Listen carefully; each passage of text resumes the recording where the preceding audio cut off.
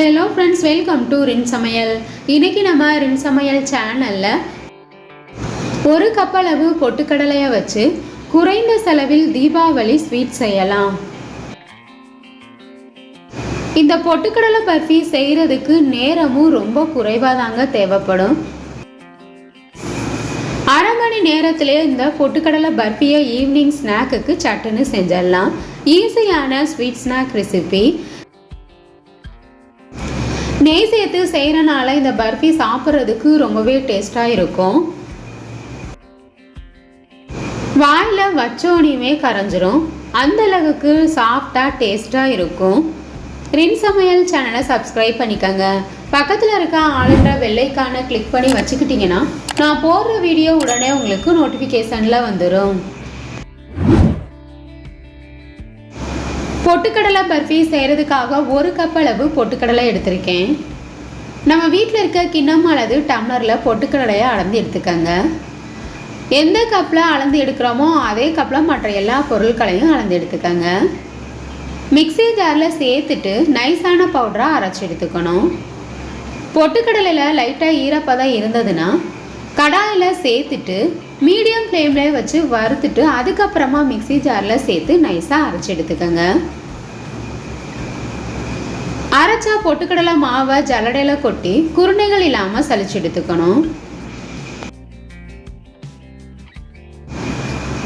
ஜலிச்சதுக்கு அப்புறமா குருணைகளை மறுபடியும் மிக்ஸி ஜாரில் சேர்த்துட்டு நைஸான பவுடராக அரைச்சிட்டு ஜலிச்சுட்டு சேர்த்துக்கங்க. இந்த மாதிரி ஜலிச்சுட்டு செய்யும் போது பொட்டுக்கடலை பர்ஃபி சாப்பிட்றதுக்கு சாஃப்டாக டேஸ்டாக இருக்கும்.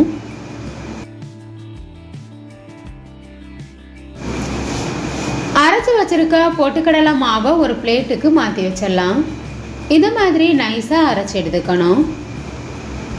எந்த கப்பில் பொட்டுக்கடலை அளந்து எடுத்தோமோ அதே கப்பில் 3/4 கப் அளவு சர்க்கரை எடுத்திருக்கேன். மிக்ஸி ஜாரில் சேர்த்துட்டு வாசனைக்காக ஏலக்காய் விதைகள் நான் சேர்க்குறேன். இதுக்கு பதிலாக 2 ஏலக்காயை கூட சேர்த்துக்கங்க. நைஸாக பவுடர் மாதிரி அரைச்சி எடுத்துக்கணும். ஏற்கனவே நாம் அரைச்சி வச்சுருக்க பொட்டுக்கடலை மாவு கூட இந்த சர்க்கரை பவுடரையும் சேர்த்துக்கலாம். மிக்ஸி ஜார் சின்னதாக இருக்கனால சர்க்கரையும் பொட்டுக்கடலையும் தனித்தனியாக நான் அரைச்சி எடுத்திருக்கேன். ஜார் பெருசாக இருந்ததுன்னா 2ஐயும் ஒன்றா சேர்த்து நைஸான பவுடராக அரைச்சிட்டு அதுக்கப்புறமா ஜல்லடையில் கொட்டி குருணைகள் இல்லாமல் ஜலிச்சு எடுத்துக்கோங்க. நாம் சேர்த்துருந்த பொட்டுக்கடலையும் சர்க்கரையும் நல்லா மிக்ஸ் ஆயிருச்சு. இந்த மாதிரி கலந்து வச்சுக்கிட்டோம்னா பர்ஃபி செய்கிறதுக்கு ஈஸியாக இருக்கும். ட்ரேயில் கொஞ்சமாக நெய் தடவி வச்சுக்கலாம். நெய் தடவி வைக்கும்போது பர்ஃபி ஒட்டாமல் வரும். ட்ரேக்கு பதிலாக நம்ம வீட்டில் இருக்க சில்வர் தட்டில் கூட இந்த பர்ஃபியை ஈஸியாக ஊற்றலாம். கடாயில் எந்த கப்பில் பொட்டுக்கடலை அளந்து எடுத்தோமோ அதே கப்பில் 1/2 கப் அளவு நெய் சேர்த்துருக்கேன். 1 கப் அளவு பொட்டுக்கடலைக்கு 1/2 கப் அளவு நெய் கரெக்டாக இருக்கும்.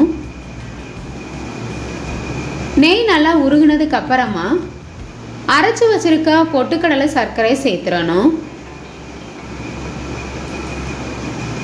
மாவை சேர்த்த உடனே அடுப்பை ஆஃப் பண்ணிடணும். நாம் சேர்த்துருக்க மாவு நெய்யும் மிக்ஸ் ஆகிற அளவுக்கு கட்டிகள் இல்லாமல் கலந்து விட்டுருங்க. கடாயில் இருக்க சூட்லேயே சர்க்கரை உருகிரும். பார்க்கும்போது நெய் பத்தாத மாதிரி தான் இருக்கும். கையெடுக்காமல் கிண்டிக்கிட்டே இருந்தோம்னா சரியாக வந்துடும். ஒருவேளை நீங்கள் சேர்த்துருக்க மாவுக்கு நெய் பத்தலை அப்படின்னா தேவைக்கு தகுந்த மாதிரி நெய் சேர்த்துக்கங்க. நான் சேர்த்துருந்த நெய் எனக்கு கரெக்டாக இருந்தது. இதுக்கு மேலே நான் நெய் சேர்க்கலை.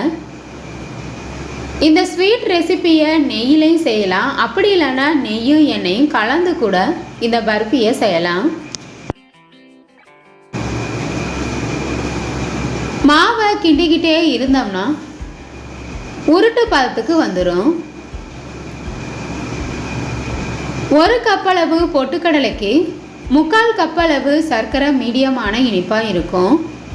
ஒருவேளை உங்களுக்கு இனிப்பு அதிகமாக வேணும் அப்படின்னா ஒரு கப் அளவு பொட்டுக்கடலைக்கு ஒரு கப் அளவு சர்க்கரை சேர்த்தா இனிப்பு தித்திப்பாக இருக்கும். ஈஸியான ஸ்வீட் ஸ்நாக் ரெசிபி. ஸ்கூல் விட்டு வர்ற குழந்தைங்களுக்கு இந்த மாதிரி ஸ்நாக்கை ஈஸியாக சட்டுன்னு செஞ்சிடலாம். மாவு கொழப்பாக உருட்டு பதத்துக்கு வந்துடுச்சு. பர்ஃபி ஊற்றுறதுக்கு மாவு ரெடி ஆயிடுச்சு. ட்ரேக்கு மாற்றிடலாம். ட்ரேக்கு மாற்றினதுக்கு அப்புறமா சமப்படுத்தி விட்டுடலாம். எந்தளவு உங்களுக்கு பர்ஃபி பெருசாக அல்லது தடிமனாக வேணுமோ அதுக்கு தகுந்த மாதிரி சமப்படுத்தி விட்டுருங்க. ஸ்பூனில் நெய் தடவிட்டு சமப்படுத்தும் போது ஒட்டாமல் வரும்.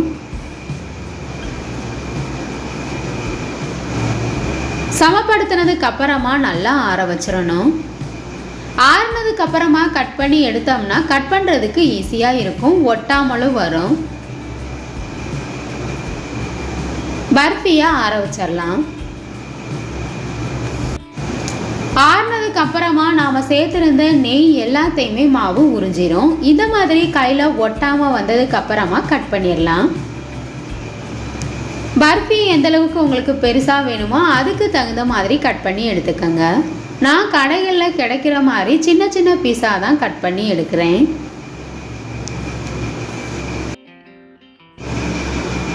பர்ஃபி ரெடி ஆயிடுச்சு.